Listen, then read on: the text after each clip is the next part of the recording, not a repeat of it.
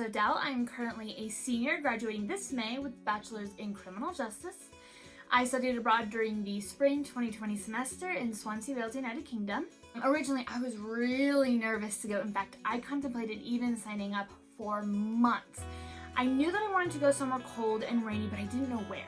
And so I talked to my education abroad advisor probably a couple of different times, and they suggested Wales.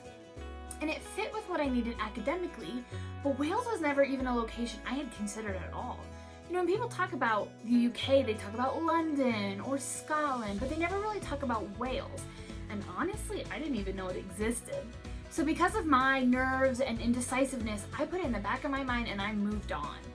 But then a couple months later, I got an Ancestry DNA kit, and when I got the results back, it revealed that I was actually 68% Welsh. And that was a kick I needed to sign up. Honestly, my biggest challenge was myself. My nerves almost stopped me from signing up in the first place, you know? I was afraid of so many different things. Mostly I was afraid of getting to Wales and being alone and isolated for 6 months, you know, and not making friends while there. And then when I came home, all of my friends would have moved on. And of course that didn't end up happening. In fact, I live in a dorm with 20 other people, and we shared 6 bathrooms and 2 kitchens, and they became my best friends. And they were from all over, not just Wales, but in other parts of the UK and other parts of Europe as well. And they took me sightseeing, and they introduced me to Welsh music and food and TV, took me to a national rugby game. It was Wales versus Italy and we won. I even went home with one of them over the weekend for her mom's 50th birthday party. And I still talk to them to this day. And when COVID-19 is over, they're coming here to the US and we're gonna do a US road trip, and it's gonna be my turn to show them around. On that note, COVID-19 was another really big challenge that I faced. I ended up having to come home a few months early because of it. And the moment that I had to come home early was a really transformative experience for me, because I had to adapt in ways I hadn't researched or prepared for. And I had to get myself home by any means possible during a global pandemic. And it was really challenging. But that experience alone made me feel like I could do anything. I was so nervous to study abroad, and I had all these possibilities and worst case scenarios running through my head. And probably the worst case scenario did happen.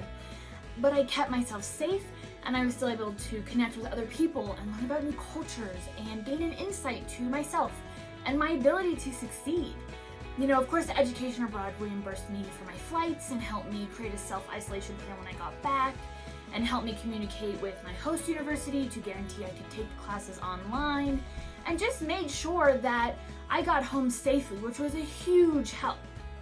Like I mentioned, I am a criminal justice major, and all of the courses that I took were criminal justice courses. And these classes gave me an insight into other countries' criminal justice system, and at the same time, it gave me perspective into our own criminal justice system.